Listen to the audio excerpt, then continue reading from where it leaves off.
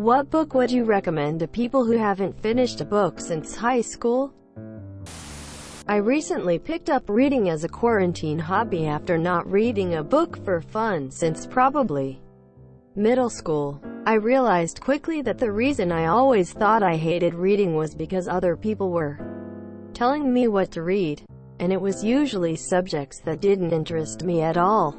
I thought about which non-book things I enjoy reading, and realized I have an easy time getting completely engrossed in Wikipedia articles, AskReddit threads and blog posts about unresolved mysteries, paranormal events, survival and nature stories. So I bought a few books that fit into those common themes, and it's been great. This probably isn't a lot for some people, but since March I've finished 5 books, up from 0 for the 10 to 15 years prior. I think if you think about it like this, you'll have a much easier time finding a book for yourself by just looking up bestsellers in the categories that you decide interest you. In case you're also interested in my themes, I've read and loved Into the Wild Dead Mountain, The Untold True Story of the Diet, Love Pass Incident 438 Days, An Extraordinary True Story of Survival at Sea, The Road Between a Rock and a Hard Place. Hope this is helpful to somebody.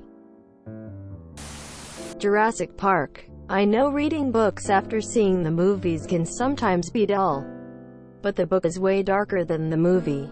Muldoon driving around drunk as fuck on whiskey, swearing like a sailor and blowing up dinos with a rocket launcher, for example.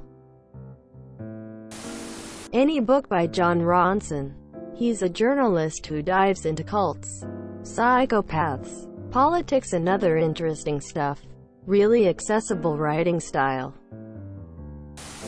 World War Z. Lots of short stories that tie into the greater story. I illegally downloaded it when I was really poor and liked it so much I brought it out of appreciation. Edit. Greater. Second edit. Not correcting spelling, whatever, I do what I want. The Princess Bride. It's a delightful read. It's easy, and everyone I know that has read it has absolutely loved it. I've recommended it to several friends, including like 8 people in a workbook club, and again, 100/100ths across the board. Edit. I love that so many people agree. Thanks for the awards. It's a wonderful book and a wonderful movie. Hop on Pop. I'm halfway done after 8 months and it's so good. The Color of Magic. Discworld has got me back into reading again. Howells' Moving Castle by Diana Wynne Jones. I hadn't read a book purely for pleasure in years. This August, I saw it on a bookshelf at my parents' home. Once I started, I couldn't put it down. Literally. I opened that book at 10 a.m. Finished it at 8 p.m. the same day. Please go read it. Edit. Oh my gosh. I can't believe how much traction this comment got. Thank you all for the awards, upvotes, and replies. It's wonderfully magical to see the power that books have in connecting and inspiring us. Small Gods by Terry Pratchett.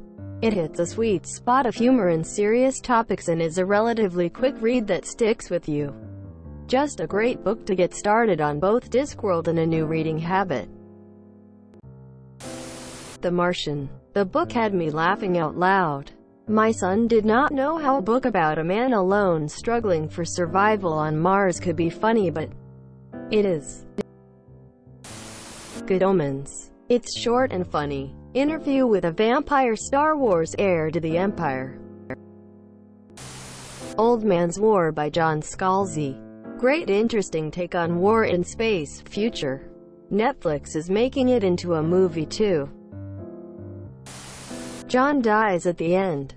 The first chapter is hilarious and makes it clear that books aren't just the boring old things you read in school. Kitchen Confidential. Anthony Bourdain was an amazing storyteller. It is a short autobiography of his early years in the underbelly of American culinary scene. A Walk in the Woods by Bill Bryson. It's a hilarious book about his failed attempt of hiking the Appalachian Trail.